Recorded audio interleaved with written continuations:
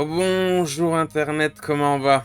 Alors, normalement là vous devez m'entendre beaucoup mieux et me voir aussi beaucoup mieux. J'ai enfin du matos, enfin quelque chose de potable. Merci Amazon, hein, les grands vilains que...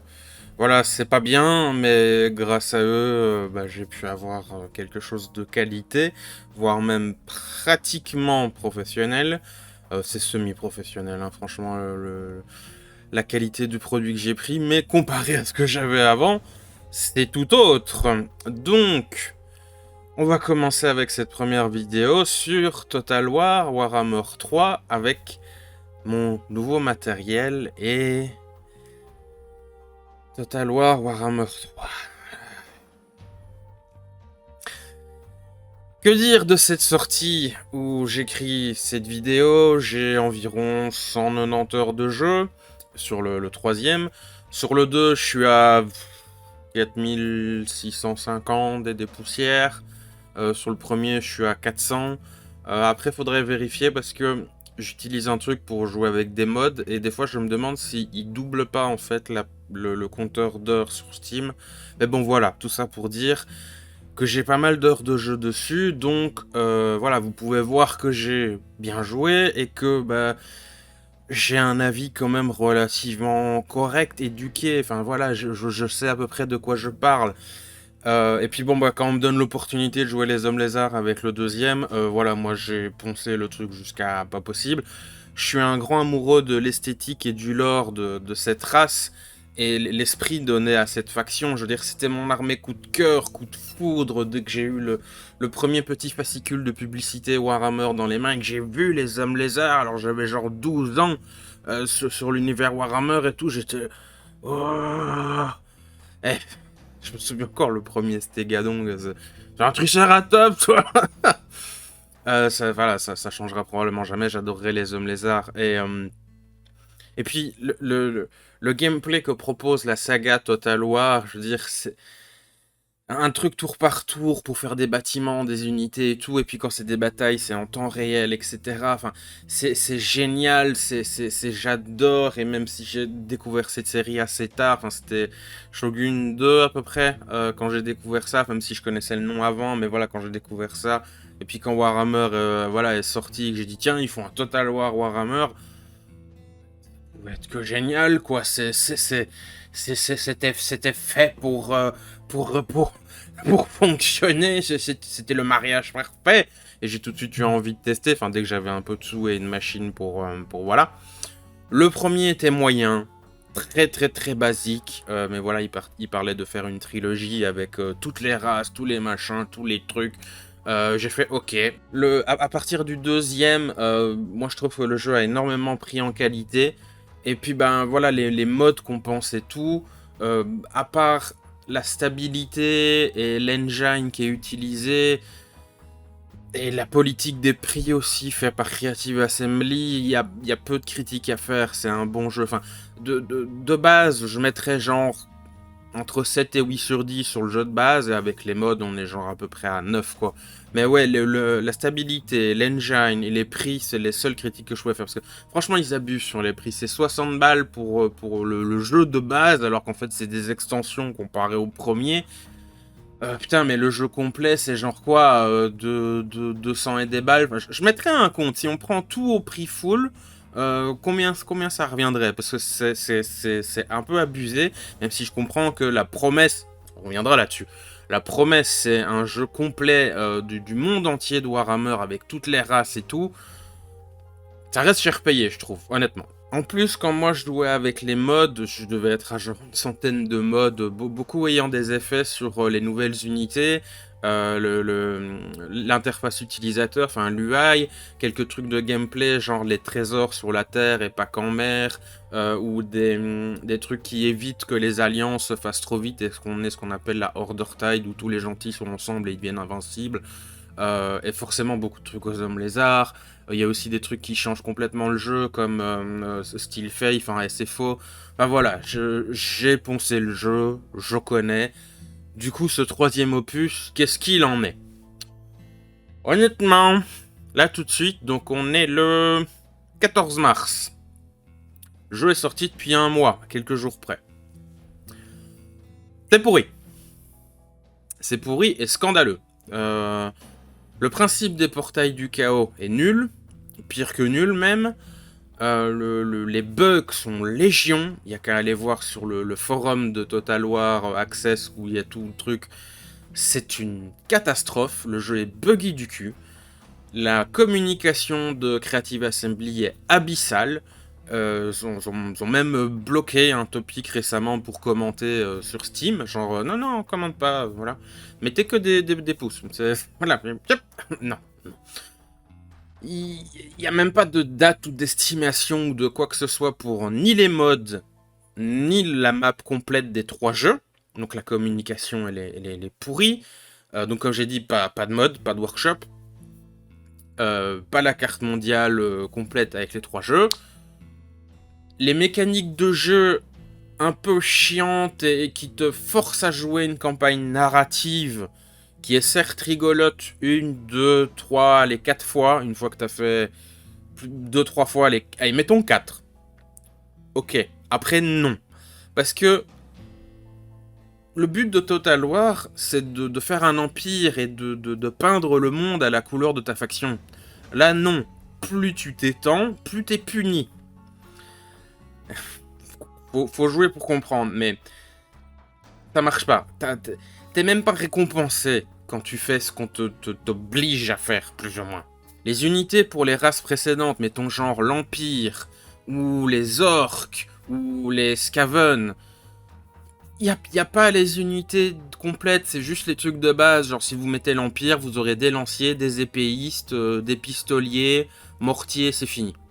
Vous aurez pas les flagellants, vous aurez pas les chariots de guerre, vous aurez pas enfin voilà, vous aurez pas tout. Vous aurez quelques unités à tout péter et c'est fini, en ennemi. Alors que le jeu a 10 ans, le premier, où l'Empire et les Orques sont sortis.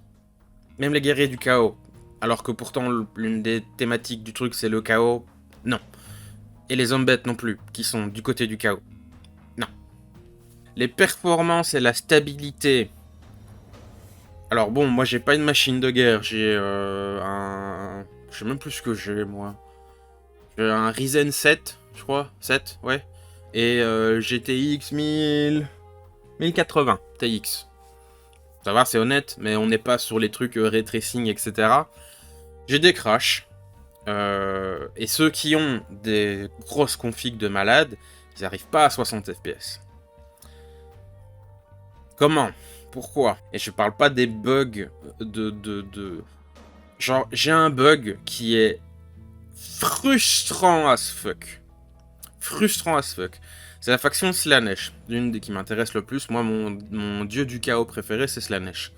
Pas pour la luxure, machin, c'est le concept des désirs et des machins et compagnie. Enfin, j'aime bien le concept de tenter les gens et de dire, vas-y, apprécie encore plus la musique. Et imagine si tu étranglais quelqu'un, là, t'attendrais la note parfaite et la sonorité. Bref, laissez tomber. J'aime bien Slaanesh. Je peux pas jouer la faction.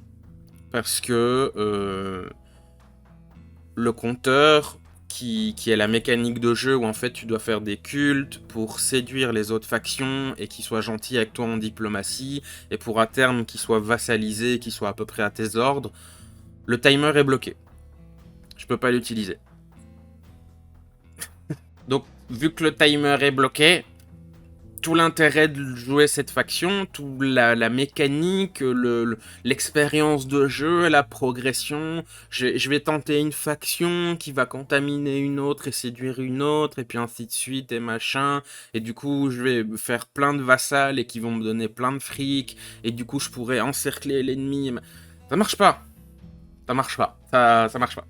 Il n'y a aucune rejouabilité à la campagne. Comme j'ai dit, on le fait 1, 2, 3, 4 fois et puis c'est fini. Parce que, honnêtement, la première fois que j'ai fait le jeu, j'étais plutôt content. Je disais, ok, c'est cool, c'est fun. C'est vrai que le truc du chaos, là, c'est pénible. Parce qu'il faut à chaque fois avoir des agents, une armée, machin, pour bloquer et tout. Quand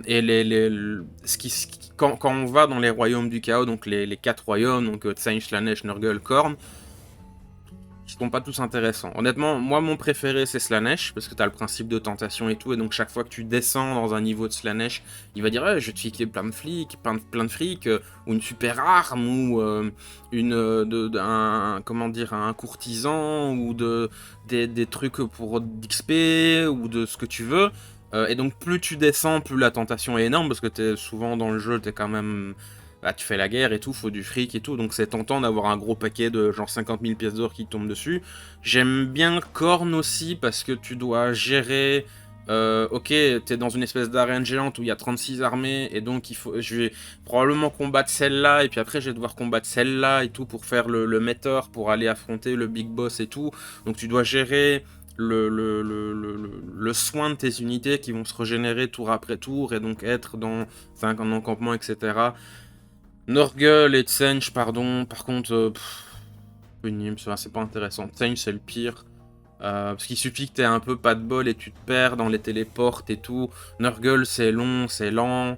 Bon, après, c'est Nurgle, hein, c'est le principe, mais c'est pas fun, enfin, y a pas... C'est juste, faut le faire. Voilà, faut le faire. Mais du coup, il n'y a pas de rejouabilité. T'as fait l'histoire, ok. Et puis quoi? Tu vas refaire l'histoire mais avec un autre personnage pour avoir une petite cinématique de 15 secondes à la fin où Korn a eu le truc, je vais pas spoil pour ceux qui ont envie de le faire. Allez voir les cinématiques sur YouTube, vous aurez plus facile. Par contre, ça c'est le point cool du jeu. Il y en a 2-3, mais celui-là il est bien, c'est le prologue, la campagne narrative du prologue est très cool, vraiment immersive, vraiment intéressante, tu sens la progression, tu vois le personnage que tu incarnes qui tombe un peu dans les tentations du chaos et tout, sans révéler ce qui se passe.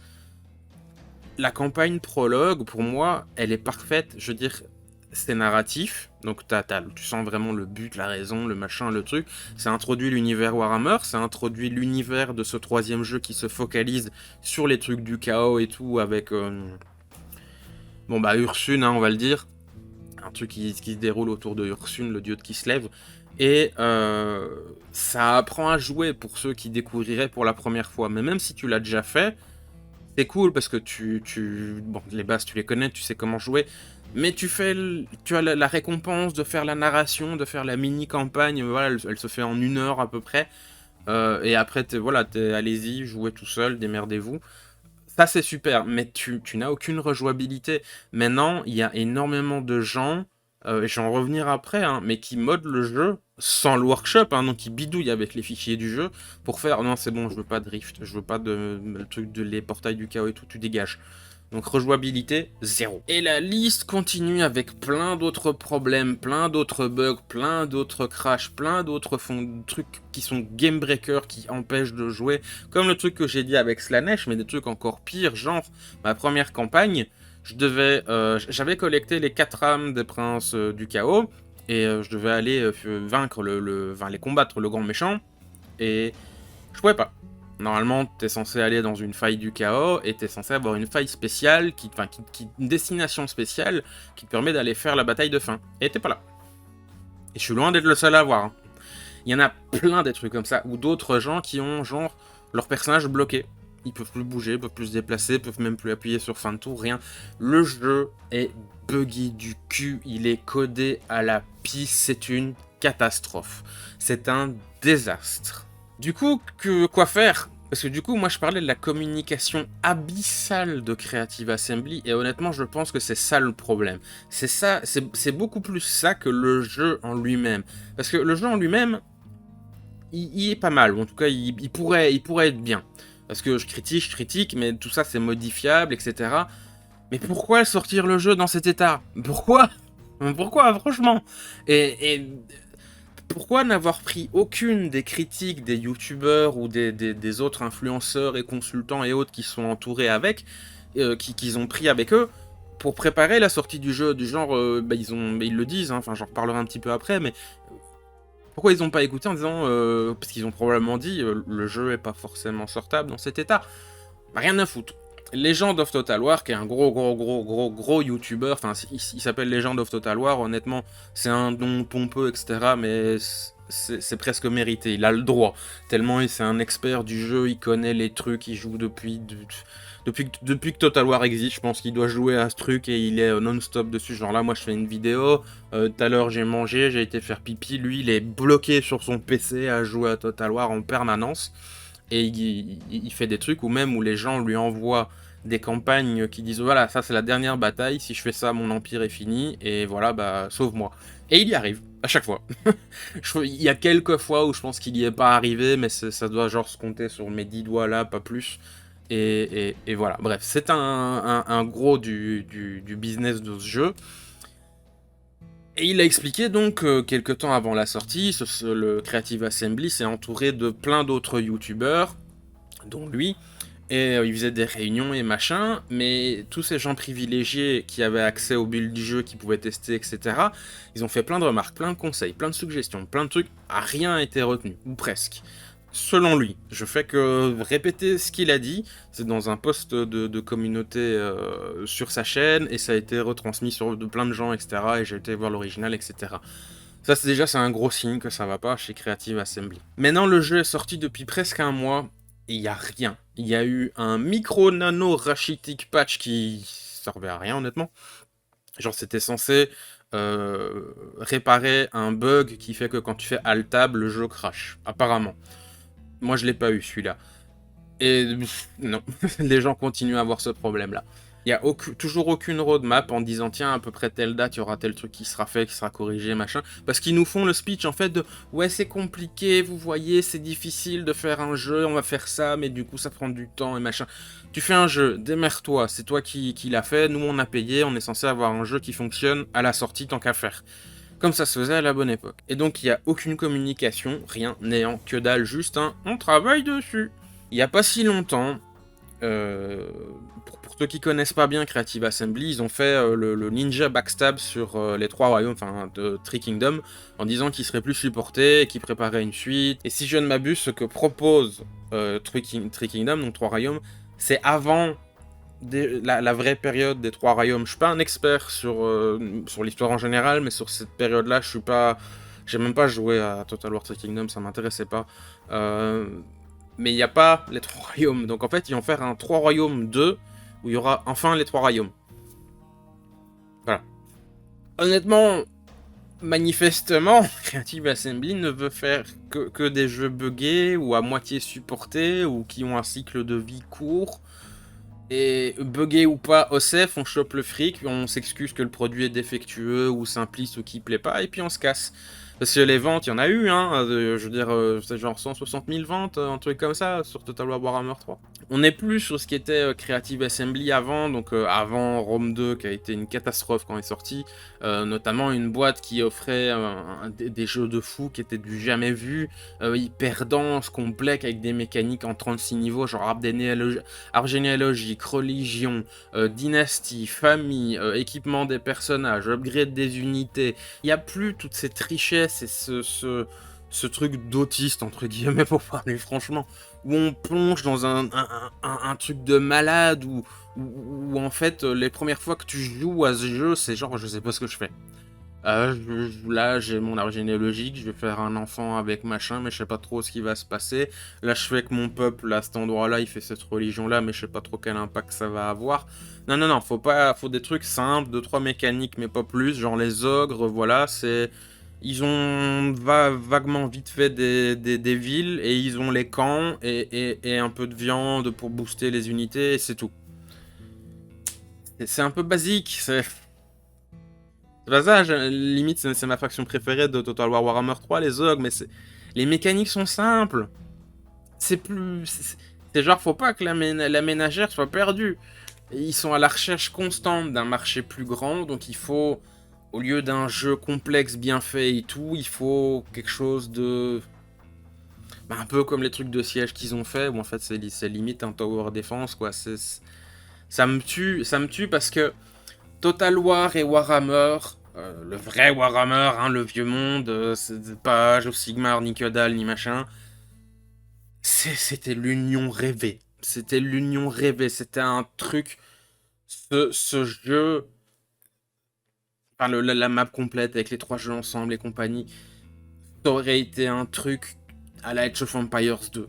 Du genre, ça aurait marqué notre époque, voire même les autres époques. C'est comme tout le discours que les gens ont sur Star Citizen, que oui, ça révolutionne, machin, etc.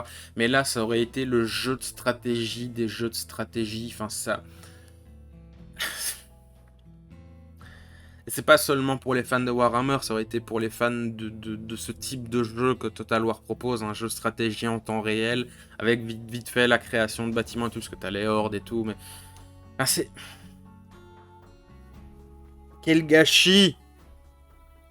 Quel gâchis! C'est ça qui m'énerve. Je critique pas pour critiquer. Je dis juste... Ils ont chié dans la colle, mais bien. Bien. C'était la diarrhée. La communication qu'a Creative Assembly actuellement, elle me fait une très mauvaise impression et les chiffres trompent pas. Comme je disais, depuis la sortie donc, de Total War Warhammer 3, le compteur ne fait que chuter. Et il y a presque autant de joueurs sur le Total War Warhammer 2, parce que moi j'ai désinstallé, je joue à Total War Warhammer 2, que sur le 3. Bon, un peu moins quand même, mais voilà, on n'est pas si loin. C'était 166 000 qui ont lancé le jeu le jour J de la sortie. Et maintenant, on est sur une moyenne entre 15 et 20 000, à peu près. Faudrait que je vérifie. Enfin, je vous montrerai les graphiques. Hein. Total War Warhammer 2, le talonne de pas très loin. On déconne. Ah, mais mon dieu! À part prouver leur incompétence, je sais pas ce que Creative Assembly est en train de faire, ou limite cracher sur les fans, ou faire genre ouais, en fait le jeu est pas prêt et tout. Ils vont faire comme avec le 2. Le 2, je me gratte l'oreille, voilà, ça m'emmerde. Pour le 2, ils avaient sorti le jeu et ils avaient fait le fameux patch. Enfin, pas le patch, le DLC de Norska, qui était en fait déjà jouable à Warhammer 1. C'est les pratiques commerciales de Creative Assembly, cherchez pas, c'est bizarre, c'est chelou, tout est fait pour piquer le fric le plus possible. Bref, Total Warhammer 2 est sorti, la map combinée du 1 et du 2 était pas disponible à la sortie. Et puis ils ont fait, bah en fait, on s'est planté. C'est pas possible, il va falloir recoder parce qu'avec Norska, on a tout cassé, ça marche plus. Donc voilà, vous aurez nos nouvelles plus tard. Bisous. Et là, j'ai le sentiment qu'ils sont en train de gagner du temps pour faire ça.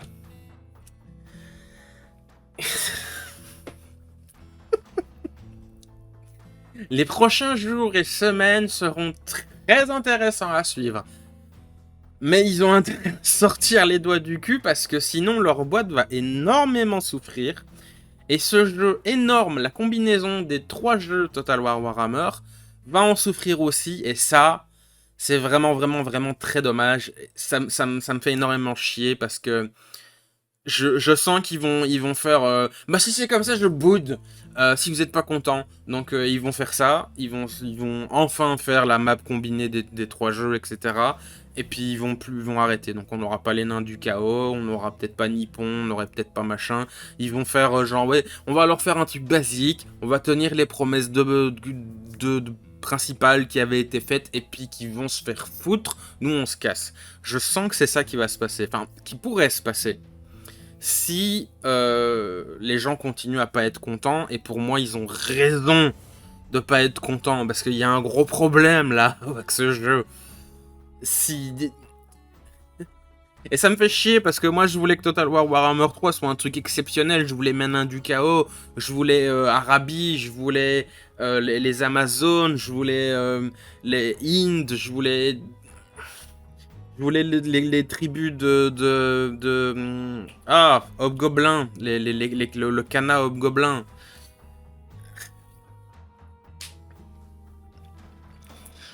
J'ai eu mes hommes lézards, hein, c'est déjà ça, mais si ça prouve un truc, c'est le fameux même Remember, no pre-order, donc pas de précommande.